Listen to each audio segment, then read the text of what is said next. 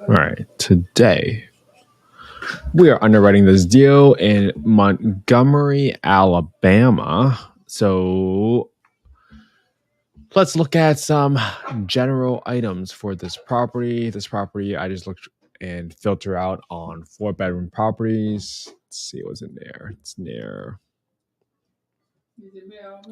Starbucks. That's good. I always like it when it's near Starbucks. They typically do their research. It's a Walmart. Publix. Okay, this is a supermarket. Okay, you're pretty close. So here's the subject property, and you probably can get to Publix or Starbucks probably within less than 5-minute drive. So, all right, awesome. Next thing we want to do is, as always, whenever you are looking for an affordable housing rental, you can go look at HUD FMR. When you go HUD FMR, you can click on one of the first links. I always go down here and I click on access to small area FMRs. Now, this property is in, let's get the county, Montgomery County. That would have made sense. Look up small area FMRs, click on Alabama. You click on Montgomery. And this is how you're able to get the fair market rent, or also what I call is the rent ceiling in most scenarios for a property by bedroom count by zip code. So you can see the 36109. 3619, that is for this one. For a 3-bedroom, it's 1430, and for a 4-bedroom, it is 1810. So I like to write out all these rentals, so 1810 and 1430.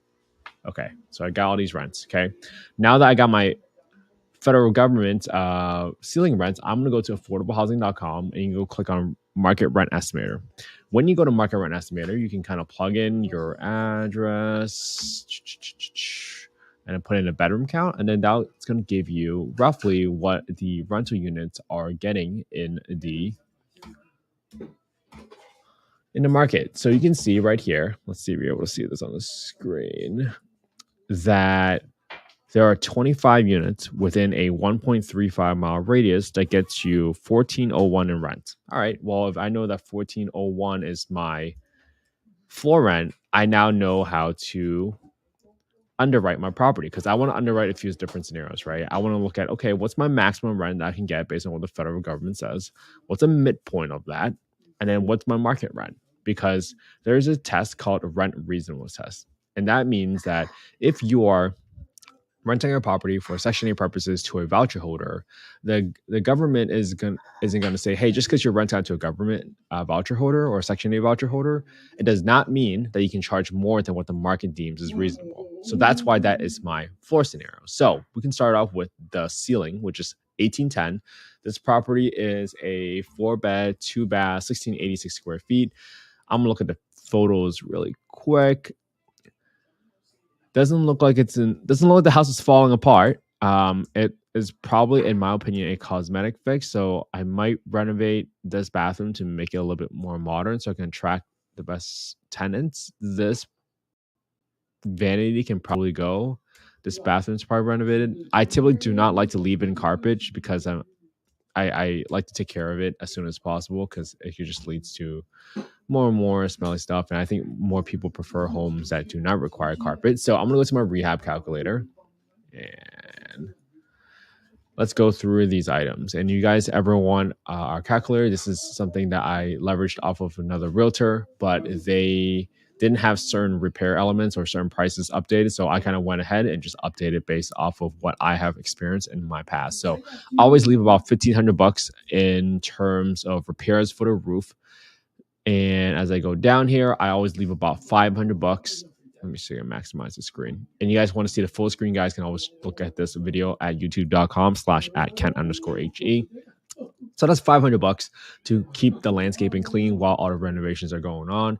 We talked about painting. So I'm going to repaint the entire place, which is 1686 square feet, 1686. At $3 a square foot to paint the place, that's $5,000.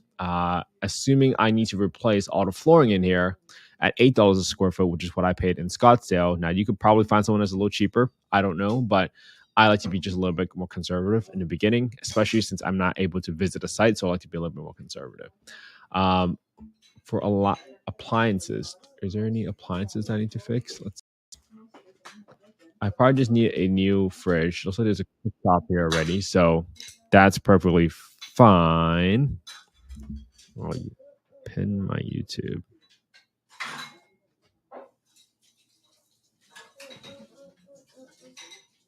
Let's see if we can have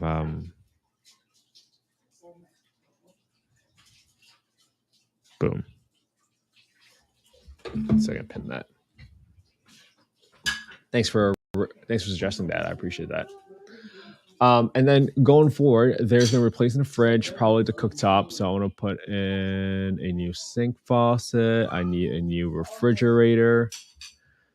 And then I probably need a new range just in case. And then I'm assuming there's a 1 bathroom renovation. You remember that correctly. And then I'm going to replace one of the vanity countertop mirror and the cabinet. And then I'll probably have to replace the toilet on on that other bathroom that wasn't included in the renovations. So that's pretty much it. I'm not adding extra bedrooms. There wasn't like a garage or anything that I saw. Okay. So that gives me to about 40 grand rehab on this property. That feels right, just off the top of my head, just with the condition of the home and how much I want to do to the property. Now, the next thing I also like to do is I like to quickly look at the crime score. Now, I use the resource called tophap.com. And when you come into Top App, you guys can scroll a little bit over and you guys can click on neighborhood. I like to make sure that the crime score is within reason. So this one says 91, which says it's below the national average. So great. If it's below the national average, I want to look at some qualitative evidence to suggest that the crime isn't that savage around here. And what I'm looking for is just like homes that have a lot of boarded up homes, any sort of big trash, any sort of red flags. But this seems like just an area where there is just a decent amount of suburban neighborhood vibes. I'm not really